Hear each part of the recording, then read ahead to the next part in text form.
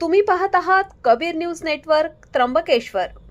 निर्भीड विचार, परखड मांडणी आणि बेधडक बातम्या। पावसाचे माहेरघर तहानलेले। मार्च महिन्यातच त्र्यंबकेश्वरमध्ये पाणीबाणी, एक दिवसाआड पाणी पुरवठा सुरू। नमस्कार, मी अमिता गावंडे। कबीर न्यूज नेटवर्कमध्ये आपले स्वागत आहे।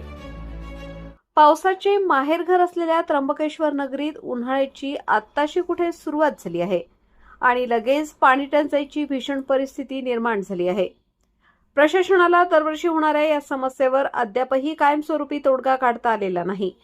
मार्च महिन्यातच अशी अवस्था असेल तर मे महिन्यात काय होणार असा प्रश्न आता स्थानिकांना पडला आहे।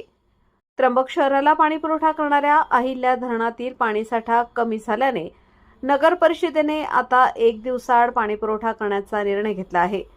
यासाठी शहराचे 2 झोनमध्ये विभाजन करण्यात आले असून त्याचे वेळापत्रक जाहीर करण्यात आले आहे।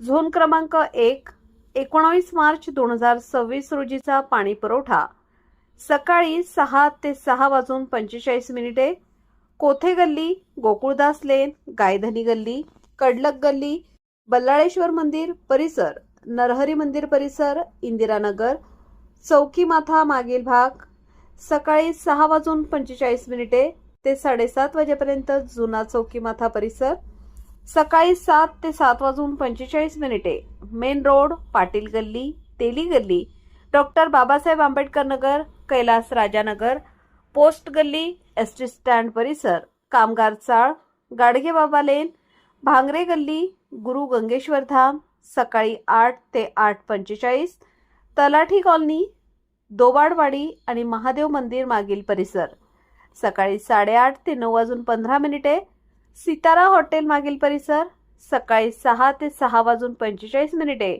पावन गणपती मंदिर परिसर सकाळी 9 ते 9:45, गुळवेवाडी झोन क्रमांक 2 20 मार्च 2026 रोजीचा पाणी पुरवठा सकाळी 5 ते 5:45, गढई, भुवनेश्वरी परिसर, योगेश्वरी कृष्ण मंदिर परिसर, गौतमी संकुल परिसर सकाळी 7:45 ते 8:30, 5 आळी विभाग सायंकाळी 5:45 ते 6:30, कोथे गल्ली, अल्प बचत भवन परिसर सायंकाळी 5 ते 5:45, रोकडेवाडी, फॉरेस्ट कॉलनी, पिंपळत, आखाडे आणि गावातील आखाडे दुपारी 2 ते 2:45, पेगलवाडी, निरंजनी आखाडा, महानिर्वाणी आखाडा। या परिस्थितीवर बोलताना नगराध्यक्षा सौ त्रिवेणी तुंगार सोनवणे यांनी नागरिकांना दिलासा दिला आहे। शहराचा पाणी प्रश्न सोडवण्यासाठी प्रशासन कटिबद्ध असून लवकरच यावर ठोस उपाययोजना केल्या जातील असे आश्वासन त्यांनी दिले आहे। मात्र तुर्तास उपलब्ध पाण्याचा वापर जपून करण्याचे आवाहन नगर परिषदेने केले आहे।